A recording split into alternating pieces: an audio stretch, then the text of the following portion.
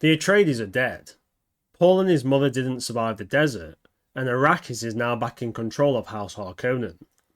But now is not the time for celebrating. We have work to do. Spice production must resume, and thanks to the capture of the Atreides Mentat Thurfa Hawat, we have learned that those irritating Fremen don't number in the 60,000 as first thought, but around 5 to 10 million. This knowledge has pushed our hand. We can no longer just keep them at bay. We must kill them all before they find common purpose and interrupt our operations here. Now go and bring the sands to heal. My desert. My Arrakis. My Dune. My job is to outline our approach to dealing with the Fremen, but first we need to understand the new information on the Fremen that we have secured. This estimated population of 5 to 10 million is spread across the planet in numerous so-called sieges. These Fremen strongholds are built into the mountains and rocky ground, safe from the harsh environment and, more importantly, the sandworms. These sieges are not easy to locate and will be even harder to destroy. They're in fortified locations and filled with Fremen. And whether we like to admit it or not, the harsh environment has made these people the toughest in the galaxy, and the Atreides reports say they're a match for even their best fighters. And as our own troops, even with superior numbers and the element of surprise, needed Sardaukar support to deal with the Atreides, we need to take this seriously. As if hundreds of thousands of these Fremen launch attacks at the same time, we could lose the planet, and in that case, our house will not survive.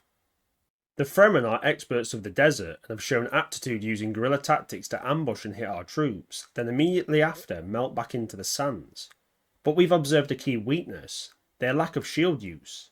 They don't use the most powerful defensive technology in existence, but not due to limited access to technology as we first thought, but because the shields cause sandworms to converge rapidly, and it drives them into a wild rage against anyone who wears a shield. This information was extracted from the Imperial ecologist Liet Kynes, who has fallen out of favour with the Imperium, as it has become apparent they have unknown loyalties to the Fremen. So we must change our approach to combat entirely. We'll use combat strategies not used for millennium. No longer will blades rule the battlefield, but guns, both firearm and energy based.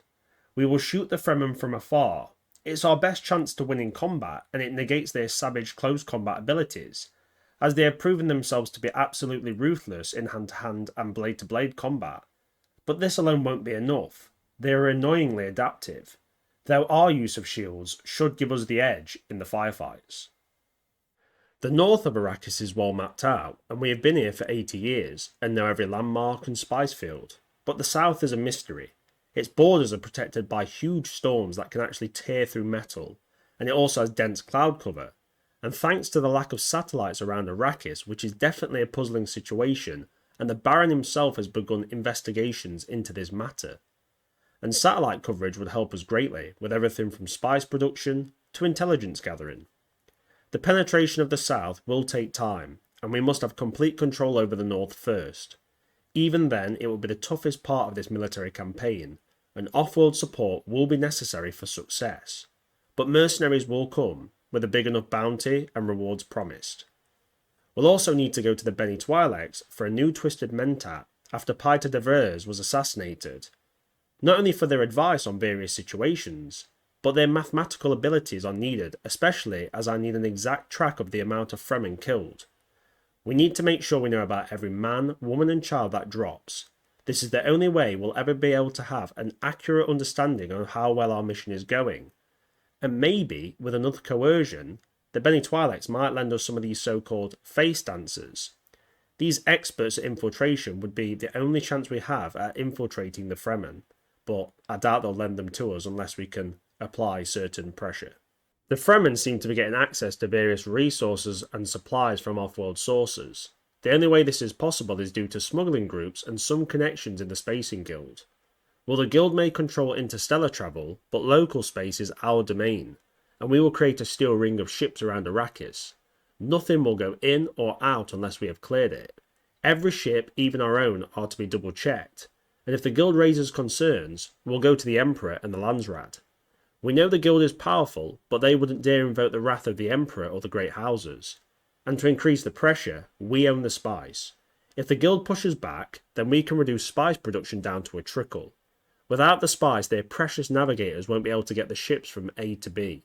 There's no chance they risk such a thing. And an added bonus is that the Fremen must be paying for everything with spice.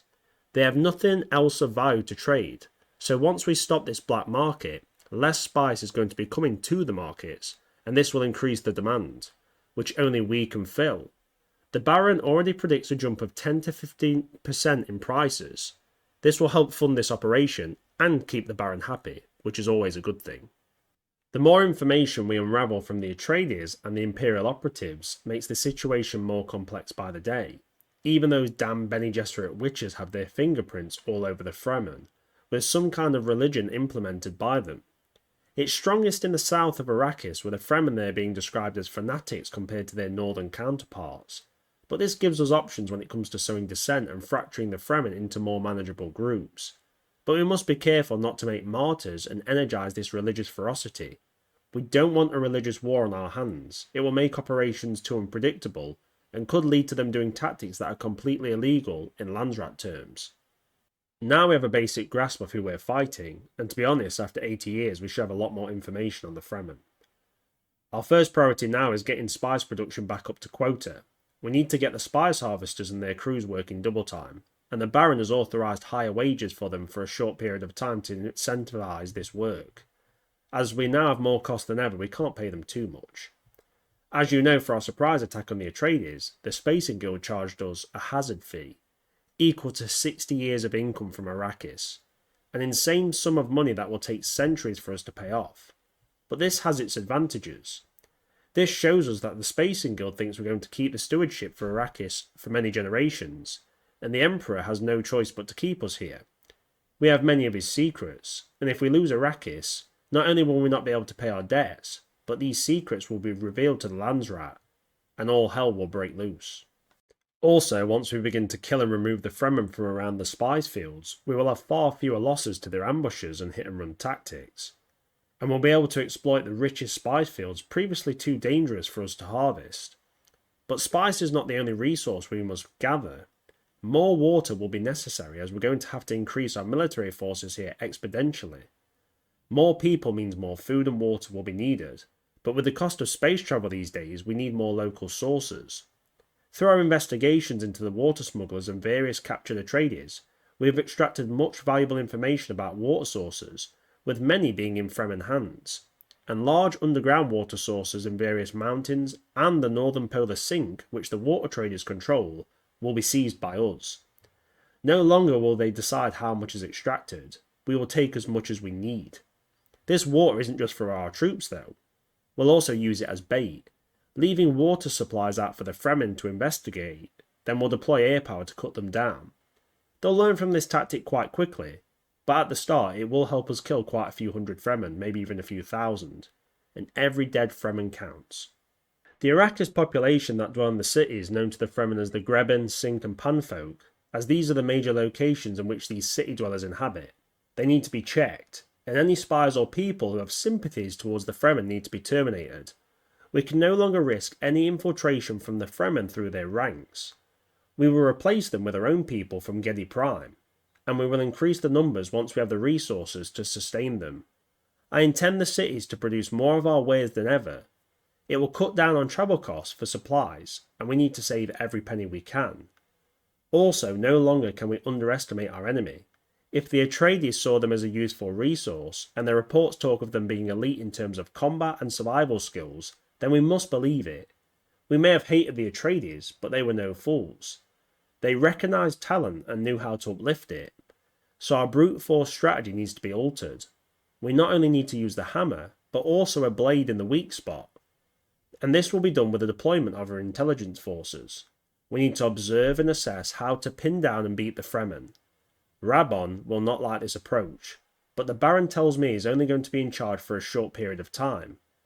The Baron has a new prospect who will appreciate a more tactical philosophy, but he is even less forgiving than Rabon on failure, so he must succeed. The expansion of many installations on our logistics chain is going to be a massive endeavour. The biggest part of this is aerial support structures, such as landing pads, refueling and rearming depots, and also massive maintenance facilities, to keep our aircraft and space-capable ships ready for the field. The Fremen have no sighted air assets, but they may have a few. But the skies should be easy for us to rule, and that's where the first strikes on the battlefield will occur. With these increased air patrols, we'll cut down on Fremen movements in the areas immediately around the major cities and spice fields that are close by. I've also instituted a new rule of thumb that every spice harvester must be accompanied by not only drones for scouting worm sign and for potential Fremen attack, but they also have to have at least one ornithopter that is armed with shields and weapons. The Fremen not using shields will mean we can eviscerate them if they're caught in the open, and a rapid response force of troops are to be on the aircraft so they can be dropped off once the threat is neutralised, and they will help secure the area around the spice harvesters. The harvesters will also receive weapons in the form of light artillery to deter attacks. It amazes me that the Fremen don't carry shields even when they're off the sands. It's allowing us to go back millennia in warfare using the ranged weapons of old to fight the wars of present. The Baron chuckled when I told him. He said in his own words, "Not only did I beat the Atreides with good old-fashioned artillery, but now these savages. It truly is an eventful year." It's not just ornithopter escorts we'll be deploying. Gunships of multiple types will be combined into hunter-killer forces.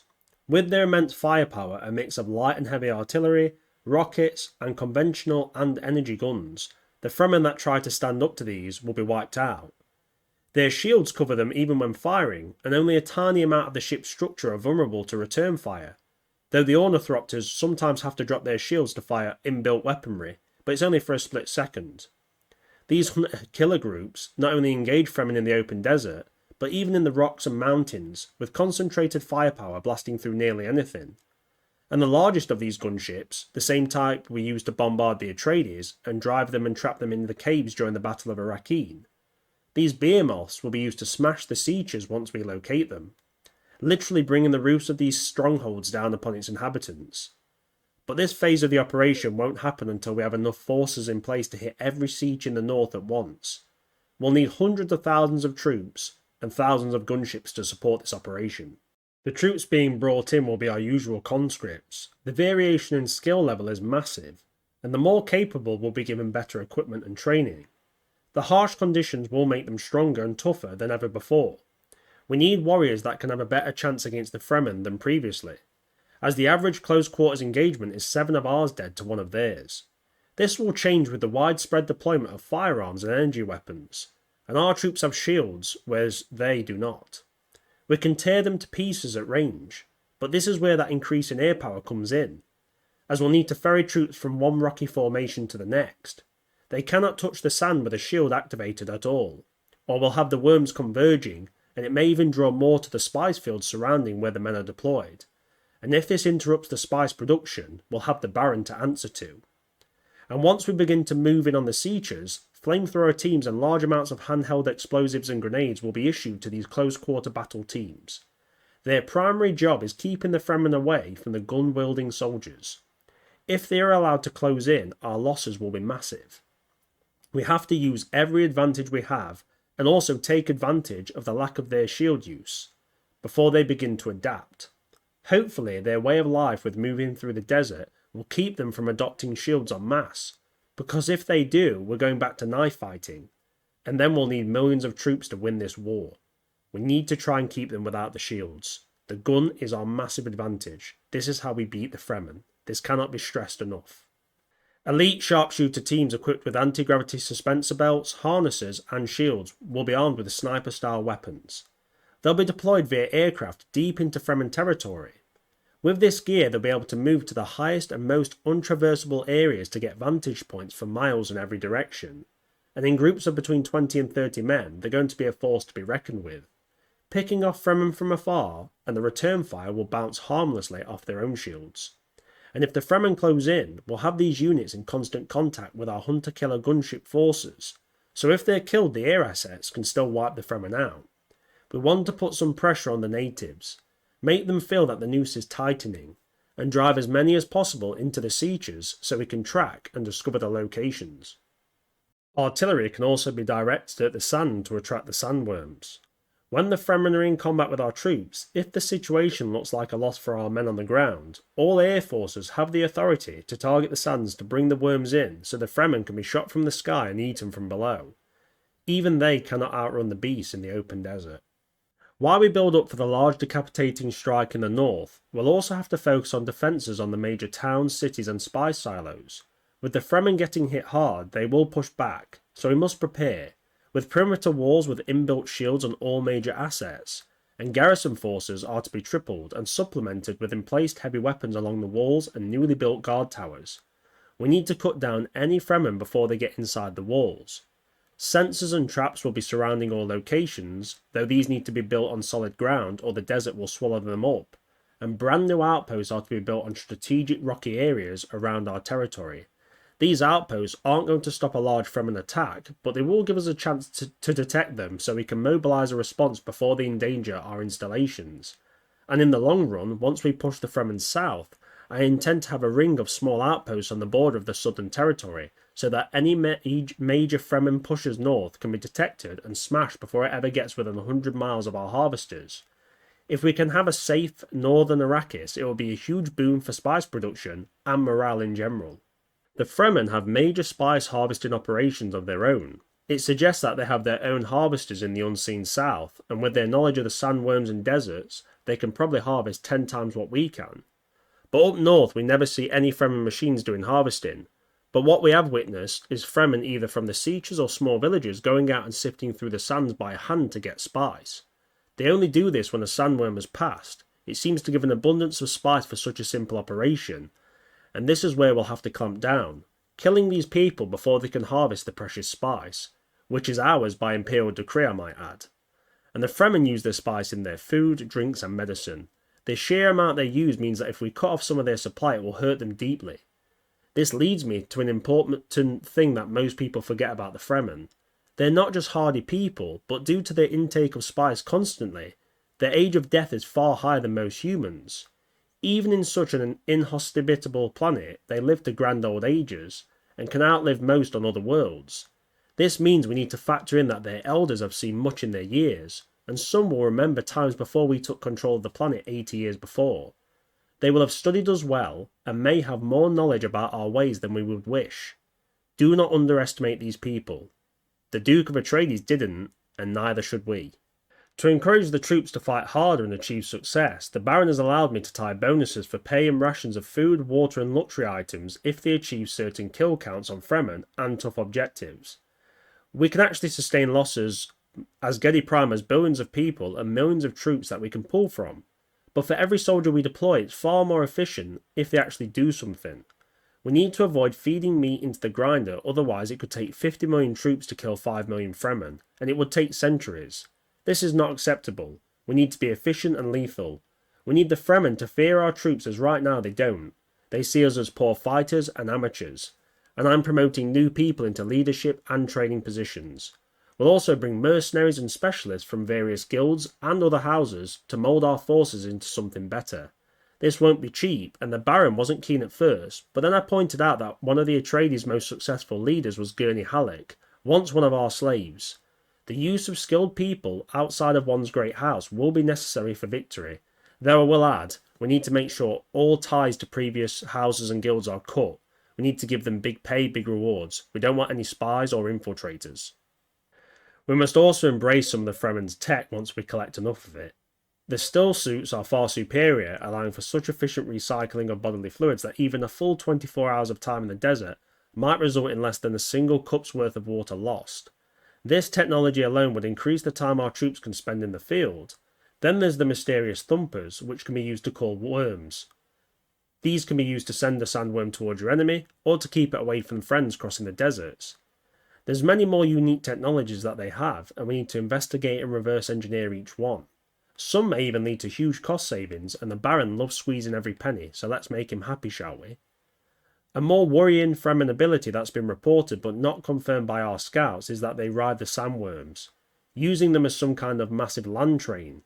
If this is true, we may have a situation where we have sandworms being used against us.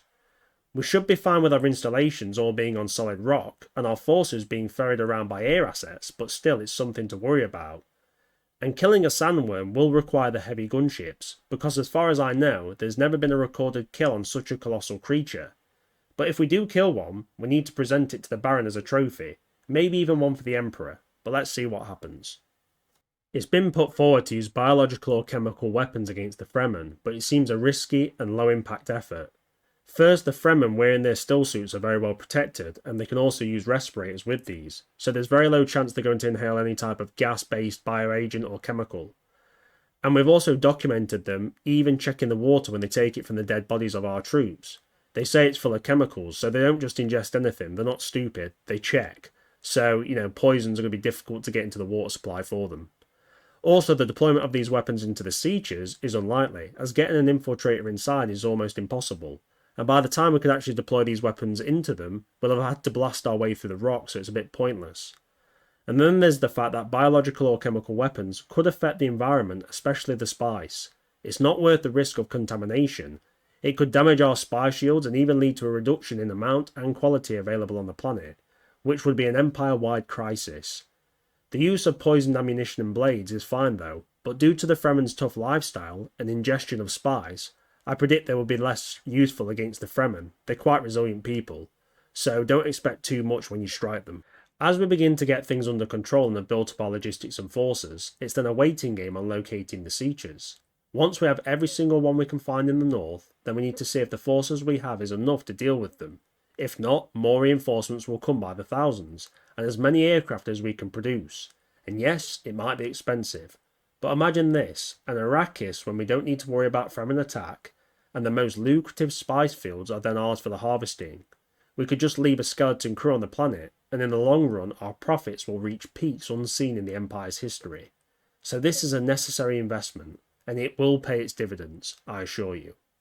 The move on the northern sieges will take massive coordination, with attack teams of gunships and ornithopters which will be backed up by our best troops. Their task is to hit the sieges and kill as many Fremen as possible that try to flee. The sheer amount of ordnance unleashed will collapse the internal structures of these Fremen strongholds, will literally bring the roofs down upon their heads, and we must expect a brutal counterattack and multiple breakout attempts.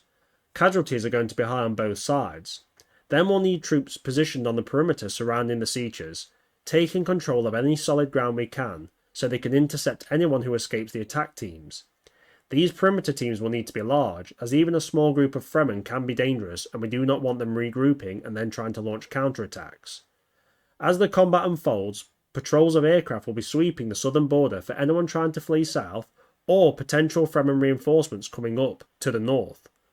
We'll have the numbers in troop terms, and obviously the skies will be ours, but expect desperation and suicidal attacks will happen from the Fremen. When they're pushed into the corner, they'll become crazy and dangerous.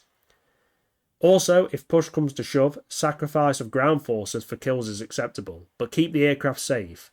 We can always replace troops, there's easily enough on Gedi Prime, but aircraft are costly, and they take time to make. Specialist capture teams, handpicked by me, will try to capture potential persons of interest, and obviously this is a will try. If they have to kill them, they have to kill them. I don't expect wonders, but a leader or a religious figure would be fantastic for information, and the Baron has requested some Fremen prisoners for the gladiatorial arena on Gedi Prime, and some for his own personal use. And when I say personal use, we all know what the Baron's going to do to them, but better the Fremen than us, right? If all goes to plan, we will have inflicted massive casualties on the Fremen, and the survivors will then flee to the south. It will take time for us to recover and rebuild, as we will also have took massive losses. But we won't rest or celebrate. Infrastructure for deeper penetration of spice harvesting in the Northern Territory must be set up, and we need to construct a ring of steel along the southern border, as I mentioned before. The rocky areas where the sieges used to be should be stable enough for landing pads and barracks, so we can have forces positioned as close as possible to the south. It's going to be months before we're fully ready for any push into the deep south. Then we have the massive sandstorms that we have to pass through to get there. That's where off-world support will be useful. We'll offer substantial rewards to mercenaries for recon and infiltration missions to map out the south. These men are some of the toughest the galaxy has to offer, and I'm sure at least a handful shall I say, will be up to the task. The ones that are lost to the Fremen isn't a problem. It means we don't have to pay their final fees, so it's not an issue. and we should see more spice than ever in our silos, and the Baron will then begin to manipulate the market, blaming Fremen insurgents, so we can ramp up our profits and claw back some of the costs of this military endeavour. The push into the south will be a nightmare, no doubt about it. We'll need to create multiple beachheads and set up stable bases in defensible positions. And going through the storms will have to be done by heavy gunships and void-capable craft with strong hulls and powerful shields. Even once we pass through and have set up, a Fremen response is a certainty, and it will become a war of attrition. The south truly is Fremen land. We will be in unknown territory with the most fanatical and tough of their kind. The south makes the north look nice. That's what we've heard from the rumours. And we'll have to send waves of troops to tap the Fremen to keep them busy while we get strong defences and enough aircraft in position to be able to repel future attacks. I suggest a mix of mercenaries to screen our conscripts, whose losses won't be mourned much. Over time we'll get ourselves settled and the Fremen will stay clear of our bases, but still hit and run attacks and ambushes will be rife. As the Fremen have nowhere else to go, it's do or die for them. And while this goes on, security won't slack in the north. We must be prepared for a worst case scenario in the south. We need to make sure the north is secured and stays in our control. The southern stage of the operation will be slow grinding attrition warfare, picking off the Fremen but also losing men to their ambushes. The main aim is stopping them ever able to go north again, and we have the numbers in our favour, a population of billions against millions. And over time we'll identify sieges and sites of importance, and these will be destroyed, and every strike weakens them. And the Baron tells me he has talked of turning Arrakis into a prison planet. He spoke of this with the now deceased Mentat, Pater de Vres, who revealed that the Sardaukar are trained on a planet world which is almost as bad as Arrakis, a truly terrible hellscape. So by doing this we could make our own forces as elite as the Sardaukar, maybe even better. It would need to be kept under the table of course, as I doubt the Emperor would be happy with us producing such warriors. He wasn't happy with the skill level that the Atreides achieved with their forces, and even they were no match for the Sardaukar. And our forces on Arrakis will become tougher and more useful over time. The Baron has agreed we need a reorganisation of the military slowly, but we can learn a lot from the Sardaukar and the Atreides. If we combine their martial prowess with Harkonnen smarts, no one can stand against us.